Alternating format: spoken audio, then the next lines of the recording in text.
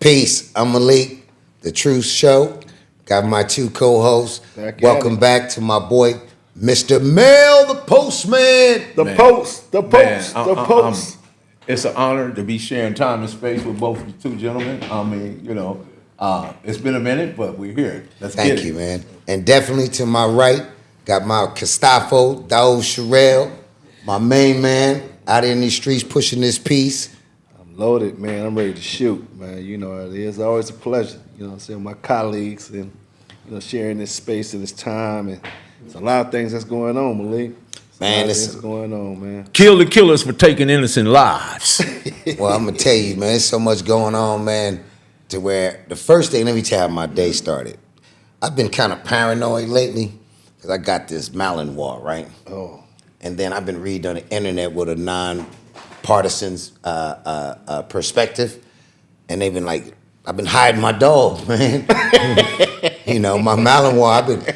I've been taking that motherfucker from the patio to the front. I got a leash on him, a GPS system. I got a tracking device in him. My cat, I can't find his ass. I'll be like, meow, meow. He don't respond back. I hit him with the old secret code dial, like, meow, can you come out? He said, no, not now. So I don't know where to vote, They're eating our dogs and cats. I don't know who ate the motherfucker, so all I know is, some niggas eat pussy, some eat pussy cat. So somebody ate the cat. Who the fuck ate the cat? I don't even know. But all I know is that there's some different shit going on. Then you got Kamala up there. I'm with you, sis. Maybe if you run next term, then we'll know a little bit more about you. I believe her name is Kamala, brother. I believe she need to stop giggling so goddamn much like the Joker. Because that shit is contagious. You have me in front of my TV laughing like a motherfucker. Well, Malik, with all the moral compass, the human mind would justify anything. That's not necessarily true. Because with a moral compass, you still justifying shit. Because it seems like they're morally going in the right direction and still fucking up. But I just wanted to just expound on that, though. For real, though, man. Like, I hid my motherfucking goldfish, man. They was like, they stealing geese. I ain't got a goose, but What the hell the goldfish got to do with anything? Because he in the water, they say they eating the that man shit. didn't even mention goldfish. And you bringing up goldfish. I'm just saying, man. What's the most easiest shit you can find in Kennewick? A goldfish. Okay, motherfucker. So if I'm in the... But when they die, what you do with them? Flush them down the toilet. That's Come on, not man. true. Stop it. I bury mine, Mel. You have a memorial service? No, I have a huge aquarium. I bury mine. Do you have a memorial service for your goldfish? I literally go into tears. Like, I cried like a bitch. What the heck is going on at your house? It's called... Well, my wife food nasty. That's the first thing going on. So I'm suffering from some type of psychosis. And her shit nasty. Look into the camera. Wifey, your shit nasty. He might not make it to the next. We need to stay at Lowry's and Denny's and all them other motherfuckers. Because she'll tell you herself, she's not built to cook. Do she have a cookbook? Man, look, if a crime was committed at my house, God forbid, and somebody was killed with like a mop or a broom, her fingerprints wouldn't be nowhere near on it. Oh, my God. You got to get her a cookbook, bro. She's not going for none of that. Her mama's a culinary expert. She ain't doing none of that. Some females is just, ever since the invention of the microwave, oh man, they have options now. And then with the options of the microwave comes what? Independence. And then with independence comes Kamala Harris. The 21st century black woman. I mean, with all due respect to her as a woman, because I don't know what ethnicity she is. All I know is, what's the plan? Wait a minute. We don't went from cooking to your wife back to Kamala. Because it's all home economics. Don't you get it? Okay. I'm just trying to follow you. Home economics get into financial economics, man. Just like I've been able to say both criticism and positivity, because I know that just like it take the sun and the rain to make a flower go, same exact thing. That's not necessarily true. That's not necessarily true. You need both criticism and both positivity. But you don't necessarily need flower and sunlight to make something grow. You don't need rain and sunlight to make something grow? I just artificial lighting. No, thank you. I just need me a grow booth, some pearl light soil. Well, that's what's wrong with today's society, because it's artificial. Well, that's what we're talking about. Following trends. Well, that's what we're talking instead about. Of real life. Well, that's what we're talking about. Generation. Microwave Make generation. OGs great again. The hell with their Trump, man. Y'all on this Trump stuff, Let's man. make bullshit great again. How about that? But you know what, man? You know what I like to see go viral? What? Basic, common decency. That's it. I like to see that go viral. The heck with Trump, Kamala, and all these people. Basic politics. Hold on, it's just stop. politics. What is basic What the fuck did you say? Basic human decency. What the fuck is basic human decency? what is it? Where does that exist at? I'm gonna write it up for you. Make sure you be clear on it. And you know what? You know what that sound like to a nigga in prison? Or just even on Wait the a minute, street? you in prison? No, yeah, in America. What the fuck do you think child Is support that is? the gate behind you? What the hell you think child support is? Child Oh support man, mean I'm no glad you passport. brought that up, man. I don't know what happened, but child support just told me I don't owe them nothing else. Just out of the blue. That don't mean you a free slave. I'm finna go get my passport. I like the way you started that. I'm fitting to go get it. Fitting to go get it. You Yeah, went that's all the way with Negro the talk. You know how we talk. You want the last of that cornbread? I'm fitting to go get it. You gonna eat You your already a free man. I cornbread? mean, come in. Oh shit! I got to comb my hair, man. I might. Shit. Man, where's your hat at? The only hat I wear is at the house, man, and that's being a man. America created the nigga. Oh man, there you go, the American nigga. You know how I know? Only thing black people do together is the electric slide. You know how I know? stand on that. You know how I know America created niggas?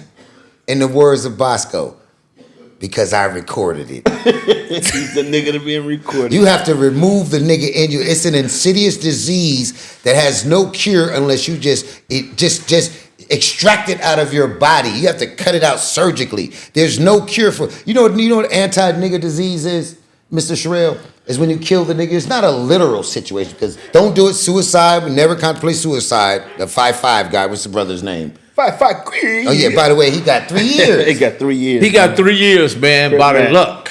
But I ain't gonna call it don't luck. say luck. I think. So what happens in the Fed? That most cases that you need a lawyer that's able to make a deal between the prosecutor and the judge and the PSR, PA Citizen Report. So once you get all them people on board and get them all in agreeing, then you can come in and get a suitable sentence. I think the karma God helped him. Yeah, of course. But what else helped him is that the prosecutor didn't file the ACA, which is the Armed Act of Criminal. The prosecutor, would that be more synonymous to like Kamala Harris? Yeah, Kamala? exactly. Yeah, well, but you know, Like she was on them With them this dudes that pen, had that I can that write pederosity. any crime. She was on that. Imagine the imaginary from the imagination. What's that shit she be saying? I don't know what the hell she be saying. Oh wait, if I imagine imaginations from yesterday's today, fuck it. I'd be fucked up because I'd be back in the penitentiary. Why is that? Reimagining some shit. Let's look at it, man. Let's talk about, this platform is a good platform. And I got some great hosts. Good platform is a great platform. Great platform. So we talking about the divide that's going on in America today. We talking about Republican and Democrat. We talking about important elections, man. We talking about which way we want our tax dollars to flow. Do we want our tax dollars to flow towards the blue, or do we want to flow towards the red? What's the serious issues that's at bay for this election campaign? Let's talk about the number one concern, which is the economy. And the question's been asked: are we better off today than we were yesterday? So that equates to administrations. We've been 4 years. Here it is. 4 years up under the blue administration, up under the Democratic Party arm. I mean, are we better off today than we were when we was up under the red, which is the Trump, which is the Republican administration? We have to really look at this, especially as it relates to us as Black Americans here in America, because we always decide to vote because between both parties, you have two races. If they both vote, it'll break out even. We're the tiebreaker. So here we are in this important situation again. And I mean, we did it for Obama, 8 years of it. We did it for Biden when they defeated Trump. We always making the decided decision on which way this country is ran for the next 4 years. So it's important, for us, especially black men, because black men hardly never ever vote. And I think this year the black man is going to make a difference because our women have already decided who they're going to vote for because there's a woman that's voting. Everybody got this ideal about a woman being president and all this stuff. What the hell that got to do with the price of tea in China? The black independent women has already decided that they outside the black man. All other group of women get behind the men. The black independent woman decided that even when they was questioning Ice Cube or playing for Black America, they said, well, what about the women? But aren't you black? Aren't you included in Black America? And you asking about what about the women? So therefore, there's a problem with the strong black independent woman. But don't mind me just watching. Well, my thing, I had an issue with the debate. Go ahead. And I listened to both candidates, and I listen with a good ear because I like to be able to be correct when I'm talking to my people. I represent. Let me interject one more time. I represent the poor. One more time. Okay. You got to interject. You got to also include the evangelical. The evangelical has a voting power as well. You named the other groups, but you forgot them. Well, here it is. Well, here it is. Out of the right, because people got to understand what it means when you say the right. Mm-hmm. Most people thinking the right meaning racist. Right mean it's not racist. It mean religious. The R is for religious. All the evangelicals and all the religious people vote right. That's for religious. The L is for the lunatics, which is the Democrats. Damn. This is all the gay rights. This is all the things that has nothing to do with God, abortions. If you look at it, this is what it is. And so most people, traditionally black folks, we used to be on the right because it was the civil rights movement along with Abraham Lincoln and all the religious movement that got us out of slavery, that got us out of chattel slavery that happened during the Civil War back in the mid 1800s. And so we was all religious. That's how the civil rights movement grew. It didn't start with Martin Luther King. It started with Frederick Douglass. And it started with all those black preachers who joined the Civil War, who overthrew the Confederate South. But wait a minute, dog. Who overthrew the Southern racist, Confederate, Democrat-controlled South. That's the facts. And we can't say they switched. Nah, let's deal with the facts. Because sometimes we can trick ourselves into believing something, especially if we have not really researched that to really clarify or quantify ourselves to say that's what happened. Because we have a lot of things that's being said to us. We never researched it, but we've been taking these things and we've been running with it. But let's look at the facts. I want to stay within the playing field of dealing with the facts, not our own injection of what we feel or what we think. Let's deal with the facts. If there was power in the name of Jesus, the slave would have never have been introduced to the Bible. That's just my thoughts on that. Amen. I praise it. I pray that because if it wasn't for, like me, growing up in the Jordan Downs, being a former member, active gang member from Grape Street, living in the Jordan Down housing projects, my mother had a nervous breakdown. I mean, all around me is crime, death, and destruction. As a child, you know, a child ain't supposed to be witnessing this type of thing and growing up because it affects them a certain way as we relate to PTSD. I was scared as hell. Like I tell people, I survived because I was scared. Even though I aligned myself and became numb to the fact of what was going on because I had to become a predator amongst predators to survive. Do you think that our people will understand that Jesus is a drug? Well, for some people, it's a sense of hope. It's a sense of hope, but what has it gotten us? I mean, for those who represent religion, who always use, religion is a way. I'm sorry, I'm a free thinker. Yeah. I don't deal with it. I'm a free thinker. I'm a free thinker, but I like to look at. They wrap me up in that, man. I'll be like ready to go. Yeah, I like to look at religion in its context because you have so many different religions because you have so many different dialects. Mm-hmm. And so everybody have their own different ways and their dialects of calling upon the Creator. But it's really just to reaffirm myself as His creation, right? To continue to believe in Him that all things is possible. There's a dark side. Ain't that Jesus over there? Dark side. Ain't that Jesus? No, I don't know who that is. You know what I'm saying? I don't even know. Who is that? Who is that, Malik? Go get him. You know him when you see him. Man, you pick up everything else. Hey, he look like. Let me take a look at him because. Go grab Jesus, man. Because listen, prior to 1965. I don't know who he is. Prior to 1965. All I can tell you is that picture was in every black household. You must introduce the good Lord correctly. Jesus, take two. There's Jesus. Look more like my parole officer, but that's Jesus. So what I want to say is this. I'm going to bring this sage over here too, just to Jesus-fy this thing. Okay. I believe that all roads to the hereafter are done through the individual deity that you worship.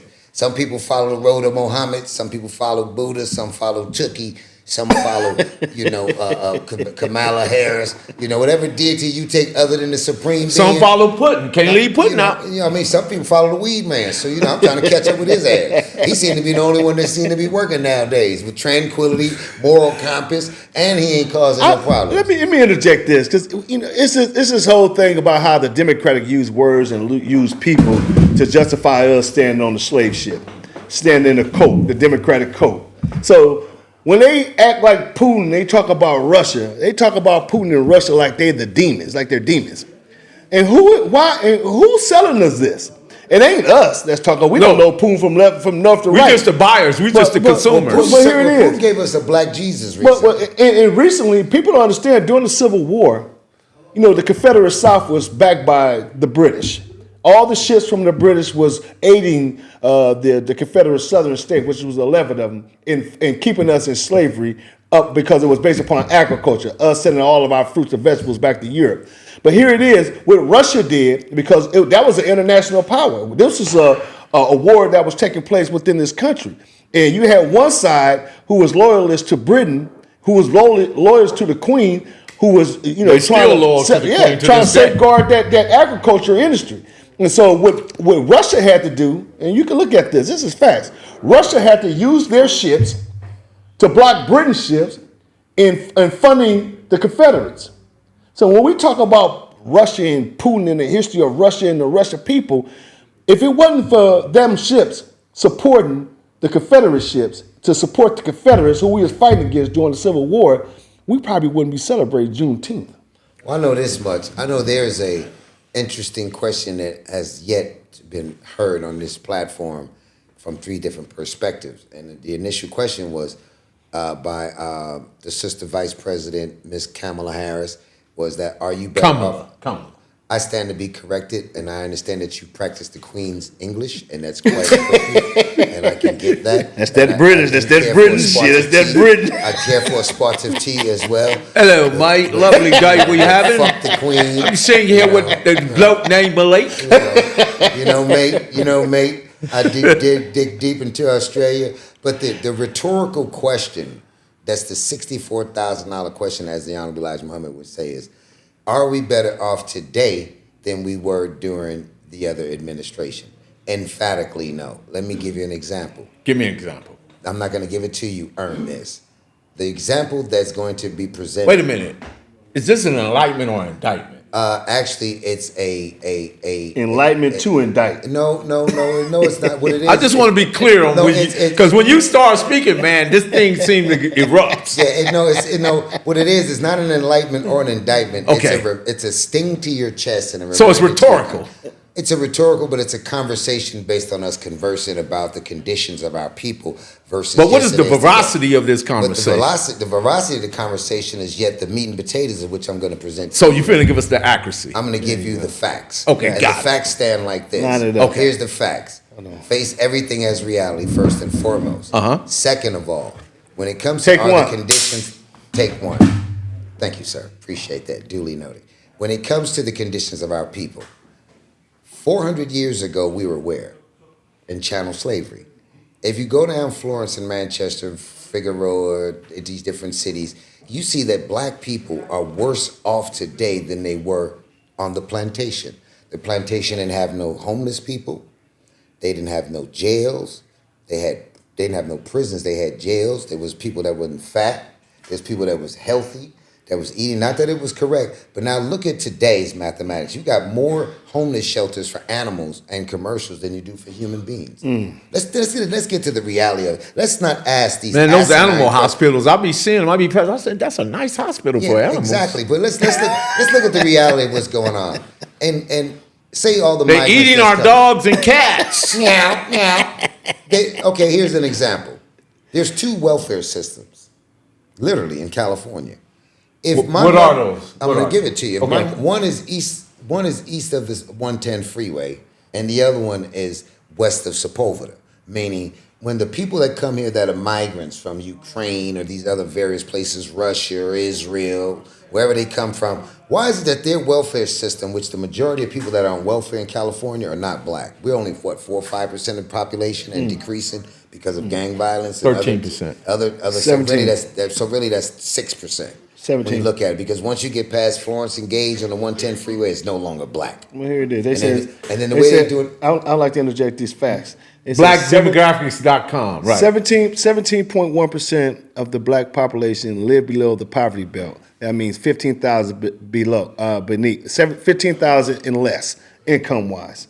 And so that means that if it's 47 million of us, that means 8 million of us are living in dire poverty. And the biggest population of constituents that these people are looking for, whether it be Trump or Dump, is downtown Skid Row, 6th and Julius. And those are not registered voters or their house. But if you look at the reality of the situation concerning the conditions of our people and the I think the word is disparity between what goes on in their welfare social system and ours. Example, real quickly, why is it that there's no Armenians or no Ukrainians or other Venezuelans or any of the other Zanians that are located in Watts when you get on welfare or get a voucher? Why is it everybody gets to go to Calabasas that's from Armenia or Glendale? Is there a racial divide in this? Why is it that their elders are in old folks' homes and getting Meals on Wheels, but Medea's at the bus stop shitting on herself? And do any of these rich Negroes see that? Or are we the only ones that's witnessing this? So when you ask the rhetorical question whether or not we're better off today than yesterday, then yesterday is not far enough to go.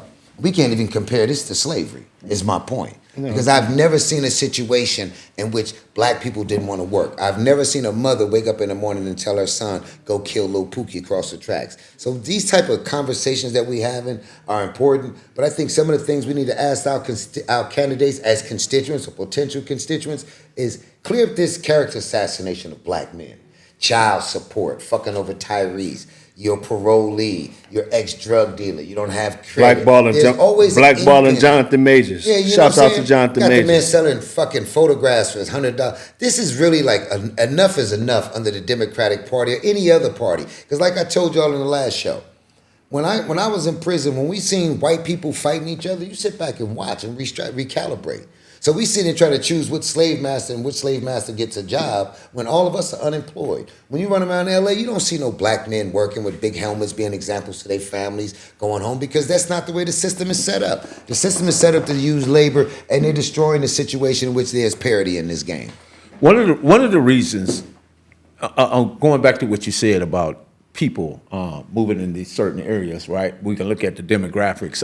If you look at the population that you just stated, the Armenians, they practice group economics. That's why they live together like that. You know what, black people practice individual economics. That's why we far and wide and spread it out. I have to cut your various different people. We don't even have no damn economics to practice. We got food deserts. Well, we have millionaires. Tell me have the economic billionaires. base that we are drawing from that allow us to practice independent or collective economics. But that's Tell me why one we. entity. That's why we. Is it rapping? We're not getting no money out of rap.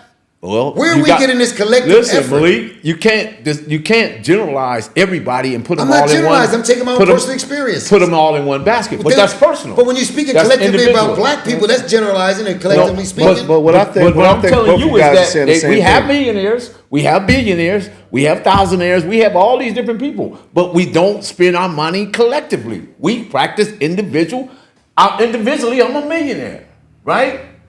Individually, you might be something different. I'm poor as hell. Individually, he might be something different.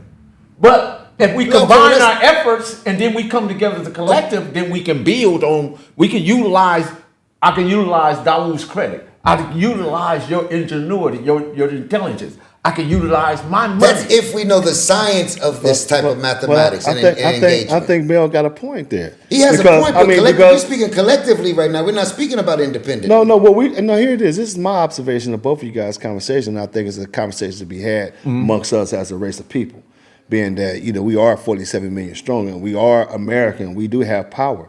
But like you said, we're talking on Make issues. OGs great again. That's right. We're talking on the issues. We speaking passionately about the issues. We live the issues every day. What Melly Mel was just saying, the postman was delivering was basically the solutions to our problem. Mm-hmm. He said we don't, and we don't. We don't practice collective economics. And he said that was right. It's not that you guys are disagreeing. We heavy on the issue part.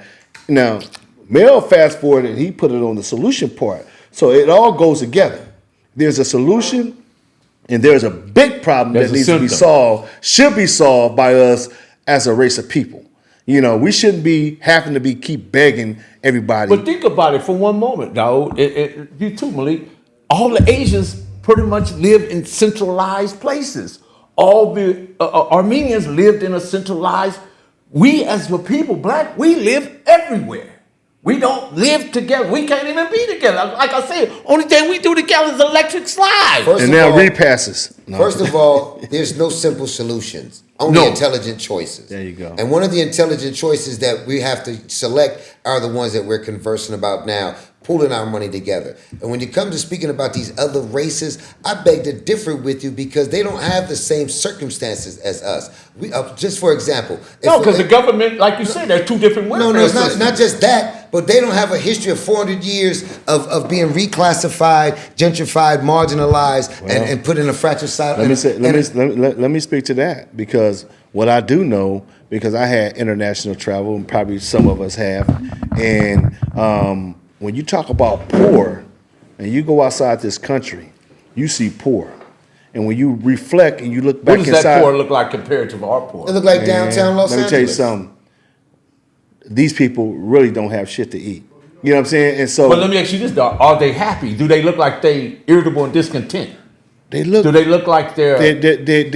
I mean, when I went outside the country, and I had the opportunity to meet with a lot of different people from different parts of Europe and Africa and all these things, and I looked at myself as an American, because I was American there. They didn't look at me nothing other than no black man, no all these religions. They didn't looked call at you me- a nigga? No, they just called me an American. And let me tell you something about the black man abroad. The black man abroad, contrary to the belief, is like a god.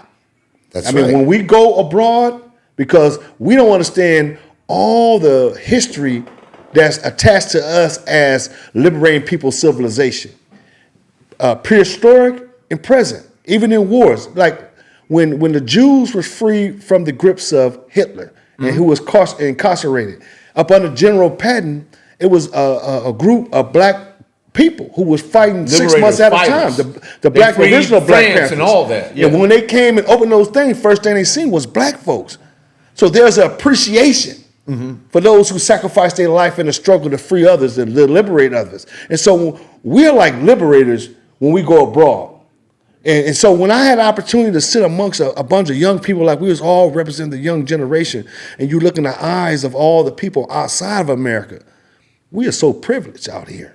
We throw away food, we throw away clothes, we throw away things that we feel like has no value after a year because we had to replenish it with the next year of train or fast. But over there, they don't have that opportunity. When I was over there, man, it opened my heart up.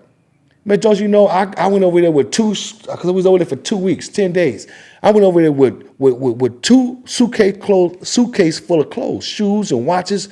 I gave it all away. They really need that. And so I understand, the plight of America on the opposite end of the Atlantic Ocean. We on the Pacific. These people live on the Atlantic, and they also in the Mediterranean and all these coastal lines. But the people, you have ruling class families wherever you go that's suppressing people. Let's get that straight. Even in America, there's a ruling class that dictate and control the politics. That's what I look at more than anything. And that's what Donald Trump was speaking to when he was running in 2016 and he was a president. He wasn't going against the American people. He was going against ruling class families who monopolize and control the American people's tax dollars through all these different departments. And when he was talking, he wasn't talking to us. You listen to a lot of his speech, he was speaking on the globalists. Because there's ruling class families that controls the wealth of this nation, that controls the titles of the places that we live on. And what they doing is transferring over for 1,000 years to generation to generation to generation. Right now, we have a transfer of wealth. The king and queen is dead. We have two imposters over there that's running the United Kingdom. So what they have control over all these different titles all over the world. Because when they recreated the New World, they was the ones who created it. So this is talking about England. England have enslaved a lot of people. A lot of people had to come up under that and get their own independence, just like America. This was 1776, celebrates the overthrowing of England and Spain and all these foreign nationals who rushed over here and raped this country for its natural goods. Food, wood, mineral, gold, and everything else. And every place else, they did the same thing, and they suppressed the people. And then they took their own people and they gave them weapons and guns to suppress people. So we have a middle class. What is the middle class? The middle class is the people who help keep the poor people suppressed. Kamala Harris did never speak to the poor people on her campaign. That's why I have an issue with it. She only addresses the middle class. She didn't, and the middle class is the people that work in all the industries that the Democratic Party is promoted through their agenda. It's not a system where it's tied to the poor man. Because look at us, we're drowning in the blood of our own people because they can't make decisions because they living in poverty. And when you live in poverty, you don't have no control over anything other than what someone's giving you. So we have to be correcting this and stuff like that. But take it back is that we represent liberators all over the country as Americans. We the ones that go fight and liberate and protect people from big bullies. And so, but the people, like I said, when I engaged with them, it pierced my heart to see a person that's doing worse than me and me being privileged. Being American is a privilege. And so when I looked at how poor those people really was, I gave them my shoes. I mean, when you give somebody something from the kindness of your heart and you look at this person, you can see that it impacted them by the way their eyes light up. When I mean these people's eyes lit up, they was calling me Haji. Hey, Haji. I gave away watches. I was giving away everything because I really felt the poverty that they was going through. They really poor. Some people we throw away food every day. From fast foods to this, them people over there, bro, will get in that trash can and get that food. That's what I'm talking about. So it has a different effect to a person's heart. I don't know if you noticed it or not, dog, but there's a monkey on a rope behind your head. Just thought I'll point that out. Swinging back there. So, just thought I'll point that out, man. I've been keeping my eye on his ass because I'm getting a little hungry. They're eating our animals. I was sitting looking at that motherfucker like, I don't know if the camera can capture that, but I think that would be a nice capture. And he got a light in his hand. To capture that monkey back there flying on that rope. And he got the light in his hand, but it's off. all I can tell you is I just started thinking about some seasoning.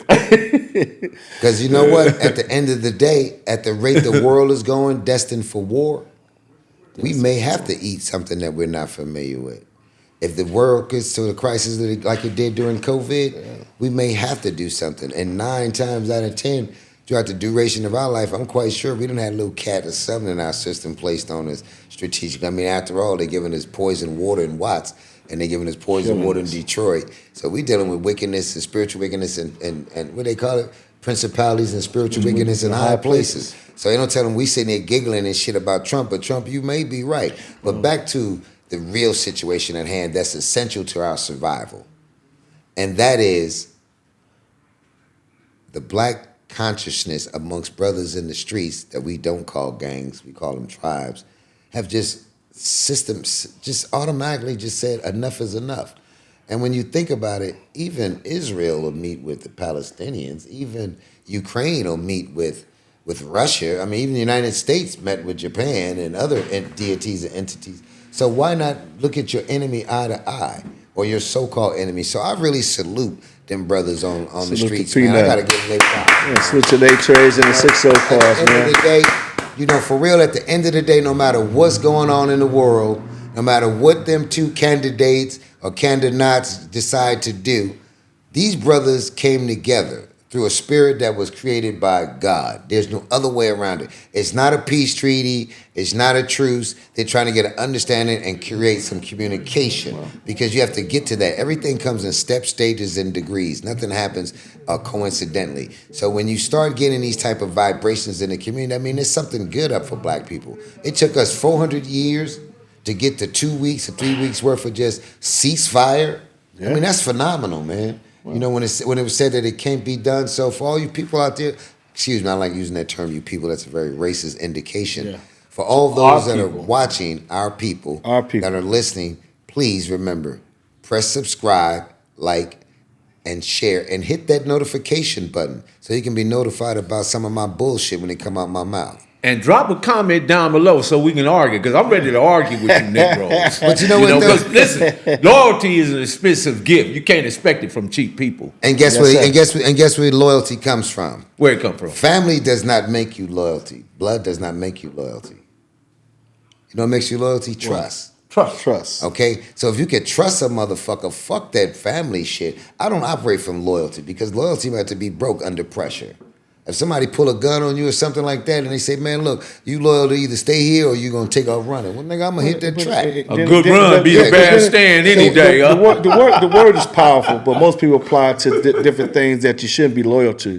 You shouldn't be loyal to a motherfucker that's out there tearing your community down. Because if you're being led blindly and you're loyal to a blind motherfucker, man, I mean, it's loyalty in a sense, but your loyalty is misguided. Because we have to start being loyal to things that's going to uplift us as a race of people instead of things that's going to destroy us. Gangbanging and living in the hood and the culture, you're loyal to the set. And we was conditioned to that because that's how we survive in conflicts and wars amongst other brothers from different tribes and stuff. So we had to be loyal to our neighborhood. And being loyal came with a lot of other things because a lot of these rules was orchestrated by people who dropped out of school. So, you know, we come up with certain terms, snitching and all these other street terms, and really that hasn't anything to do with, you know, life as in general, as uplifting and moving us forward. Only if we applied that to the commitment of us being better, it would have worked. But we reapplied it because we was in conflict. And by being in conflict and being loyal to a neighborhood that really don't benefit you because the set don't benefit you because the set is not owned by nothing. We don't own nothing in the set. Everything in the set was public housing. Everything in the set was the city of Los Angeles. Everything in the set was an agency that was doing management. So we wasn't loyal to that. We was loyal to our own economic and impoverished conditions as a race of people, as a community of people. So we was loyal more to something that really had no real true meaning. And today we still trying to hold on to it. And as you see, by us holding on to something that's self-destructive, you see that all of our communities that has been impacted, from Compton, from the east side, west side, you go into a lot of these different neighborhoods right now, and you go knock on every last one of these doors up and down these streets, you don't see too many black families no more. You don't see too many, like when we was growing up, Melly Mill, when the hood was widespread and you could go anywhere. You seen black brothers hanging out, either hustling or kicking their playing chewing the football bobo on the street, racing, you know, seeing who's the fastest on the block, and the girls will be playing tetherball and hopscotch, and you know, one of the homies be sitting there getting his hair braided, and you know, just all kinds of things. It's a beautiful memory. And when we talk about it, we feel that because the reason why we feel that because we lived a certain era that these young kids is not enjoying it. Just imagine them holding on to something that was established 40 and 50 years ago, but it's not the same. So their loyalty become to their clique. And then if you was raised in a single family home or a home with no family, and you was loyal to those who lived like that, then everybody who lived like that, you saying fuck them. In a sense, because you ain't lived like I live and the struggle I struggle, so me and your struggle ain't the same. So we don't connect on no level. I'm gonna add to what you're saying. Back in the day, well, I'm born in '59, so I'm pretty familiar with the UIG. 60s. Yeah. Right there when the Watts Riot happened, 1965, 66. 65. Okay. I was there. You know, watching it. And one of the memories I have was Montague, Burn, Baby, Burn. On the radio, just Burn. He lost his job, of course, but my point being is that there was a guy, his name was George McFadden. He lived in the Jordan Downs. We called him Biggie. Biggie used to come to our house. He was part of what is known as the Jubilee Four, right? And you can go look at it, check my information. Go to Viva Las Vegas, the Jubilee Four, and they had a song in there called Cheek to Cheek. And they used to come to our house, because my dad used to sing too. And they just, all these people, because we stayed on 135th and Avalon, they would be up in our small little living room, man, joined together, you know, harmonizing and trying to get their voices right, man. And that was just so, as I think back and reflect on that, that was just so, man, family-like and loyal, and just, it just felt so good to even remember that, you know, seeing that. And today I just went on and searched Biggie's name. You know, it came up George McFadden, Biggie. Jubilee 4, and part of the group, Quartet group, and they was sung in the movie Viva Las Vegas with Elvis Presley.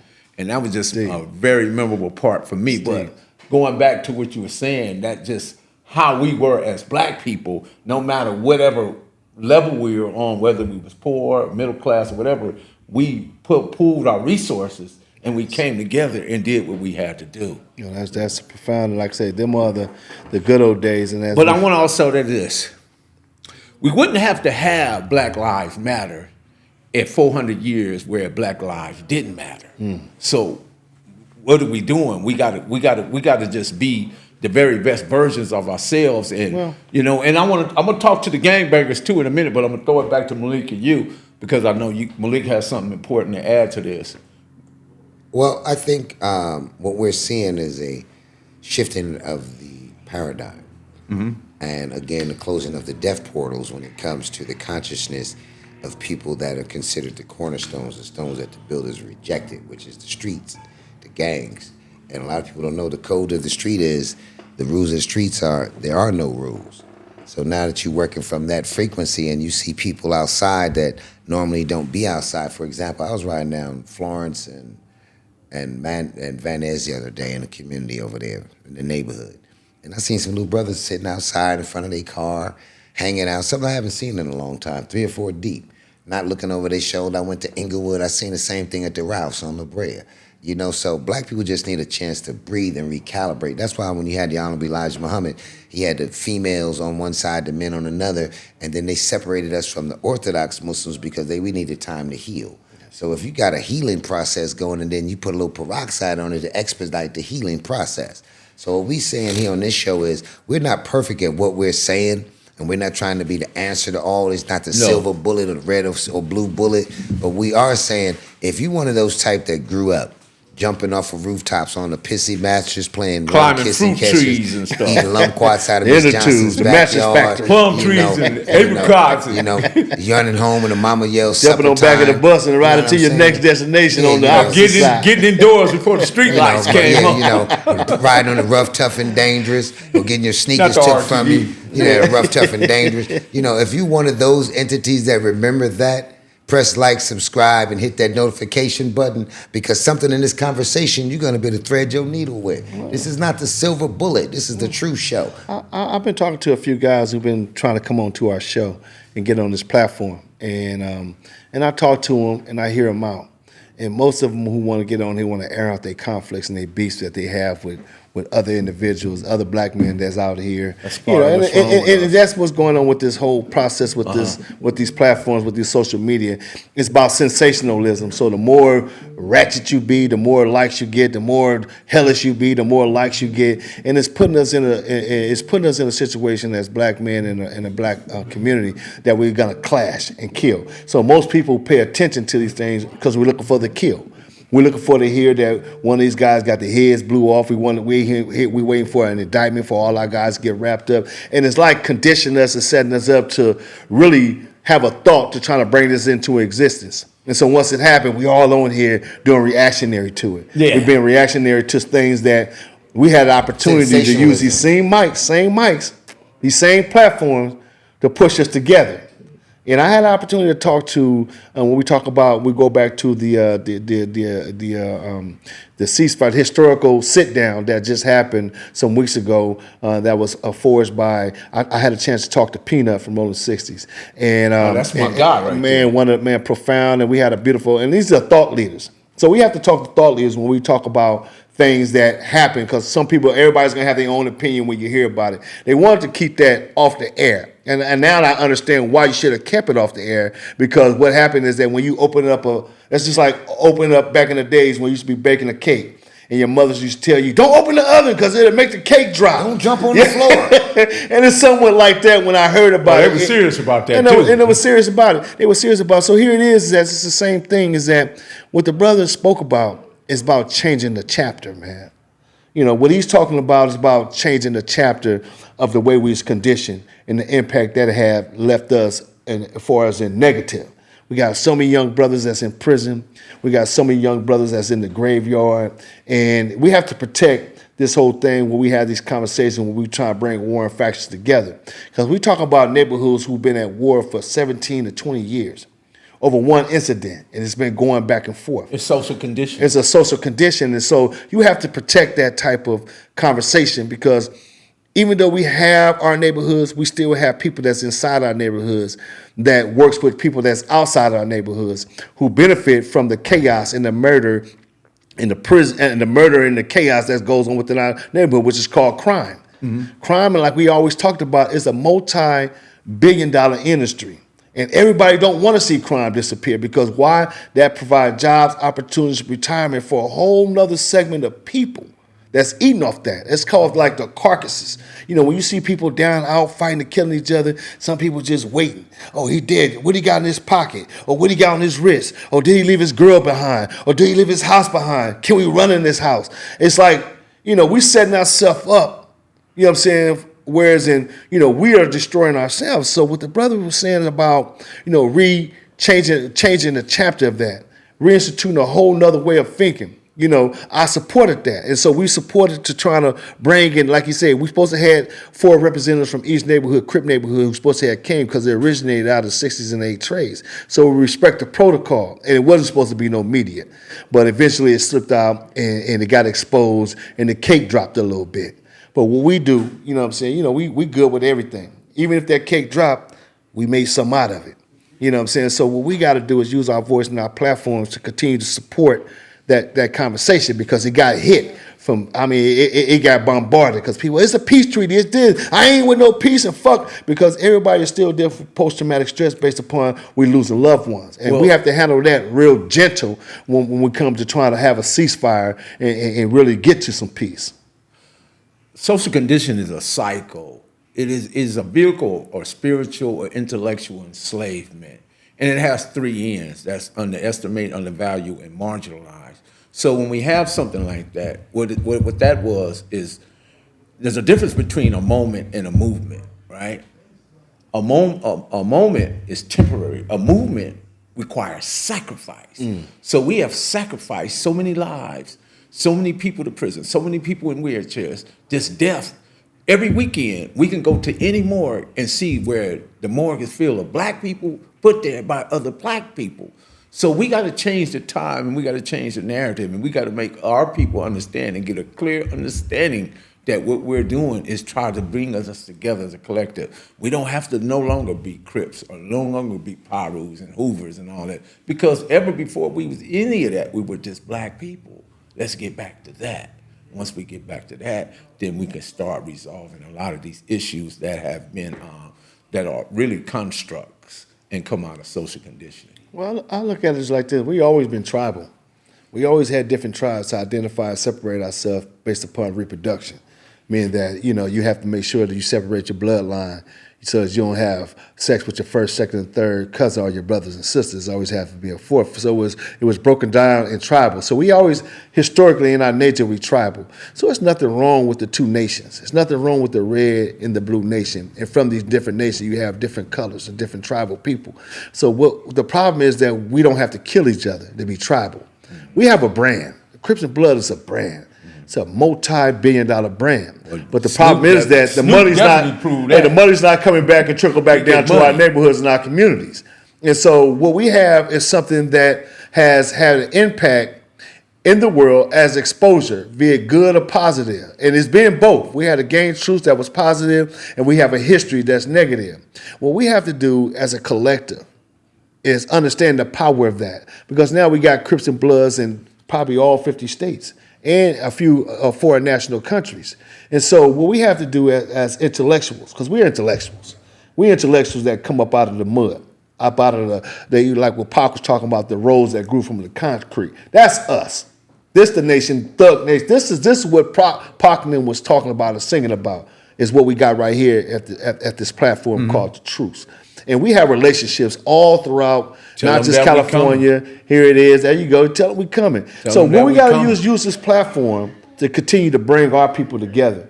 You know what I'm saying? And we're going to have problems. We're not saying this is going to be a perfect or an easy trip. But if we keep God first, just like in 1992, we kept God first.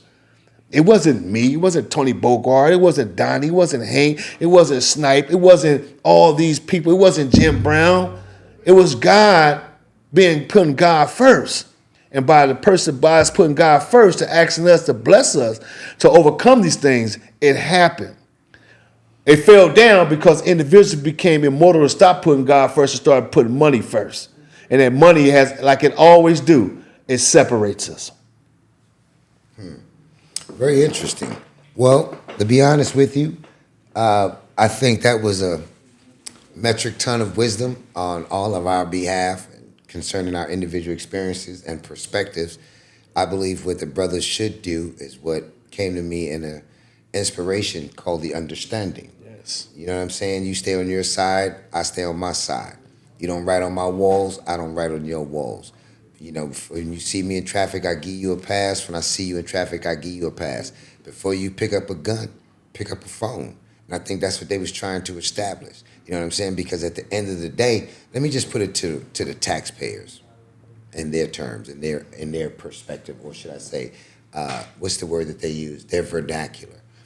Every gang murder, according to the data and statistics that you and I, along with Mel, through life experience and personal experience, helped Connie Rice read, called the Advantage Report. What was the name of it again? The Advancement Project. Advancement Project. Which she did. Connie Rice. Connie Rice, which she presented to the city of Los Angeles, and we'll get into that at a later date. With $34 million for the past 17 years. Yes, and it was an intervention prevention project that was stolen from us from the mines of Minolta.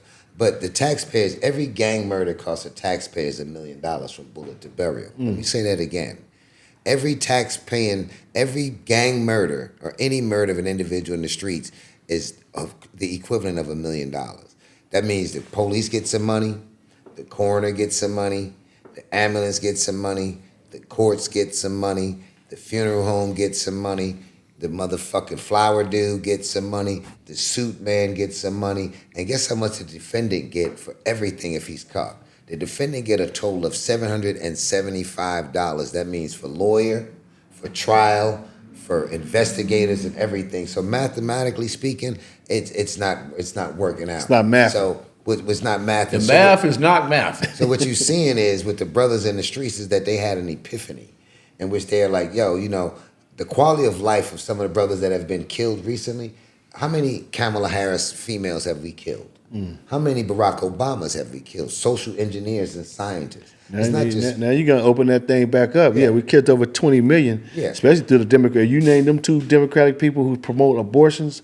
Within the last 20 years, there's been over 20 million black babies aborted in the United States of America. Well, they have 5,000 abortions in black communities every day. 20 million.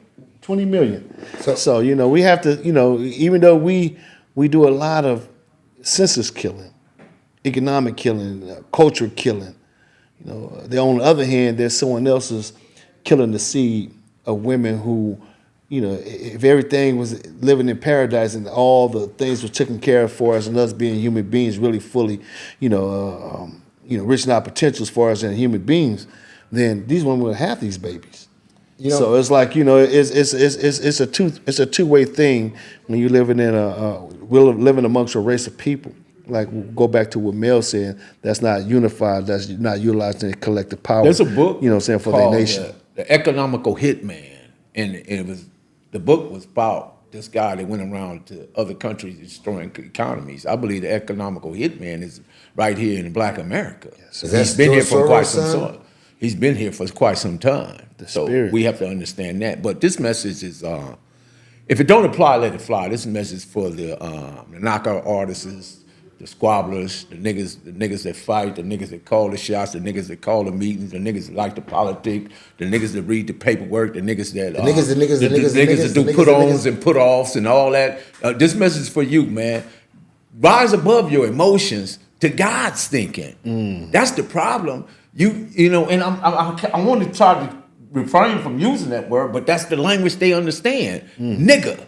But you got to remember this one great book that was written by one of our ancestors, Minister Wazir Muhammad, out of Mosque number 27. God bless his soul. You and I talked about that. And it was called Crips and Bloods with the Mind of God. Look it up. He wrote that book. That was an elder in the mosque. He was the leader of the mosque, number 27. He was in the streets with the gangs and stuff like that. He was a very dear friend of Brother Dawood's mom. They all come out that same school of thought. But he was an elder, Minister Wazir Muhammad, a very humble, short black man. God bless Wazir Muhammad. Brother Shaheed. Captain Shaheed. Captain Shaheed. Because if Captain Shaheed was here, he'd be cracking a whip right now. All the Crips and Bloods would be in the house by 6. Y'all would be on the what Captain Shaheed told me one time? Just going back to Captain Shaheed. I got to say it because I got to tell you what he told me once before. Okay, go ahead. He said, Malik, he's a big old tall dude, right? Shaheed was shy tall. Shaheed was like this. Shaheed told me, he said, Malik. He kind of looked like Lamar Odom a little bit in height, but I owe Lamar Odom some money, so I ain't tripping though, because he can't find me up in this garage. He don't come to the ghetto no motherfucking house. So ain't nobody scared of no goddamn Lamar Odom. So I owe Lamar Odom about $30 for about 30 months. But anyhow, he said, man, like, whatever you do, don't fuck with sugar. And then I went home that night and I looked at my teeth all fucked up. I said, damn, he got a point there.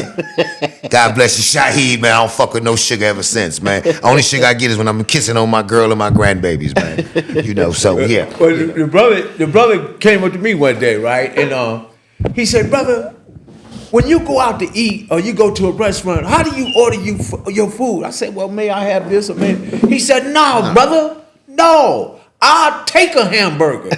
I'll take an order fries. That's right. Because he said, you know what? I just might take it. I want you to leave your options open, brother. That's right. Don't be begging for no food. This is your money. You have a right in this country. That's right. Ever since Captain Shaheed told me that, man, I've been like, okay, Captain. Right, okay, I got you. I feel you. We were some of the first crew of brothers that opened up mosque number 54. And we all should train in Captain Shaheed's garage in Carson. And when Khalid Muhammad came around, because, when Khalid came hot, and then he came to California. So a lot of things that was happening. This is during the late 80s. This is when Oliver Beasley got killed over there in Vermont by the sheriff's department. We supposed to have been in that halfway house. I'm not a halfway house, but it was more of a house. We don't call them halfway house. We call them a safe houses. I'm going to say safe house, but we just call them something else. Well, a lot of the FOI brothers used to be in training, and we used to go out and soldier and stuff like that. But the reason why we wasn't there that night, because, I got an extensive background, because my dad joined the Nation of Islam in 1955 in Cleveland, Ohio. And so, I'm knowing the cadence, because we grew up under Elijah until Elijah passed away. So I'm knowing all the cadence and everything and stuff. So I was telling Shaheed, because, coming from gangbanging, and going to nationalism and back to Islam was a transition, was a process. And at the time, my little crew, that we had that was out of the Jordan Downs who was transitioning, we was out trying to find a way to get to eat. We couldn't just sell papers and bean pies. So, we was out trying to find other methods and ways until we stumbled upon about the fish, the whitey. The whitey and all that, the whitey and all the different power products and stuff. Clean and fresh products. The foreclosure homes with Brother Abdullah and all that stuff. We had I remember Abdullah. Yeah, come on. Abdullah used to be with the shoulder holsters on all the time. And so Captain Shaheed was one of those brothers, when Farrakhan came out here with Stop the Killing tour in both times, 89 and 90. We was all a part of that crew that we had the opportunity to go meet Jim Brown. And from that, it was history for us and building our relationship with Mr. Jim Brown and Farrakhan, because all the meetings and stuff after the sports arena and the Coliseum, all the follow-up meetings was at Big Jim's house. And so that's how we was able to meet Jim, because we had partnered with the Nation of Islam, focus on peace, because it was all about still stopping the killing, because that's what Minister Farrakhan tour was all about. What's interesting about that whole situation is that we need to give more props to brothers like Brother Robert out of Compton, who just did a peace thing in which they had Brother Will, Muhammad used to be prior to East Coast. Brother Will, man. I'll get down to Kitty Cat Kid out there in them streets. That's our inside joke. The twins that be with him every day. Yeah, Brother James. Brother James and them. Doing great work out there. Big Syke from A4 Syke from Swans. Swans, yes, sir. You know what I'm saying? Mustafa, rest in peace. Mook. Our good brother. My boy, the boy that I just talked to Syke the other day.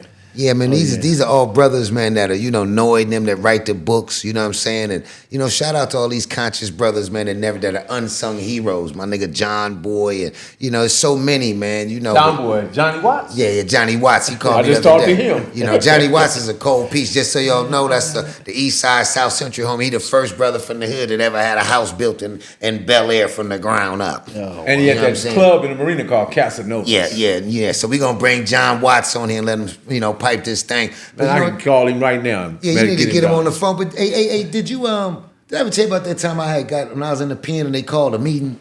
Did you ever tell you about that? No, tell me about it. Yeah, well, I just got to the pen, right? And when I got to the pen, they was like, yo, man, it's a meeting on the yard. So they was going cell to cell. Meeting on the yard. This is kind of how it sounds because it's a gate. Meeting on the yard. Meeting on the yard. So I just wanted to go outside. I said, well, fuck it, it's a meeting on the yard. So I go to the meeting. I'm thinking it's a Black Power meeting, right? I'm only there like maybe 4 or 5 days. So I get to the meeting. To some people that may not seem strange, but to me it was kind of different. I didn't know much about Crips and Bloods, their politics. I knew they existed, but I didn't know what they really was. So I'm in the meeting and dudes say, they're in the meeting, so dude, they introduce himself. And he's like, yeah, I'm Big Whoop-de-Whoop and I'm Wop-de-Wop. And like, where you from? They was like, yeah, I'm from Hoover, and I'm from 60s, and I'm from 40s, and I'm from over here, and I'm from over there. And I'm like, okay, so they got to me. They was like, so where you from, Kyle? I said, New York City? They was like, get your motherfucking ass out of here. Them niggas ran my bitch ass up out of here. We done killed Jesus. Damn. We done killed Jesus, man. Nigga going to hell. You know what hell is right here in America? No, that was Jesus trying to come through the door. He was knocking. We let him in. Yeah. We can replace it with Muhammad if you want. We got old Buddha statue. I got old prostitute we can put up there. I'll bring you another. There's a lot of murder scenes in the hood. They got them plentiful on the corner. I passed up one on my way here, man. The kitty cat kit, man. This all a nigga get after you gangbang. You get one of these put on the corner. What the fuck? That's the end of your life. Think about that. That's it. That's disturbing to me. That is. How much money have these people made with this? That's disturbing. And one other thing. How did he know that we had broke Jesus behind the wall? He was really in touch with the good Lord, huh? How did he see that? He got that German Shepherd hearing, man. And they say, hey, you broke Jesus. I think I'm going to switch religions, man. It's some bullshit I've been fucking with. This motherfucker got extraterrestrial hearing. Put the other one up. Hey, so look here, man. Press like, subscribe, hit that share button. This is another episode. This nigga's pointing to all the voodoo shit like he's a Haitian. Roof, motherfucker, I'm gonna get it. Jaja Vesseline, bro.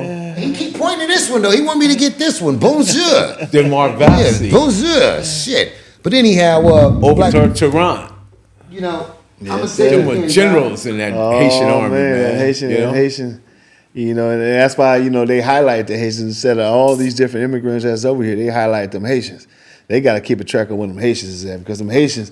One thing I like about the Haitians in their community, and I was praying that they brought more Haitians over here. If you got the borders open, I'd rather see more Haitians and Africans than seeing anybody else. Not being to be racist. I'm gonna be honest, man. I love me some Haitians and Somalian pirates. Sac passe. They ride hard. They ain't the Somalian pirates. They ain't playing. When they Haitians, they ain't playing. Here it is. When the Haitians come over here, they'll ask you how much you make an hour. You could tell them $20 an hour because they're black. So when they go to the place, they're gonna want $20 an hour.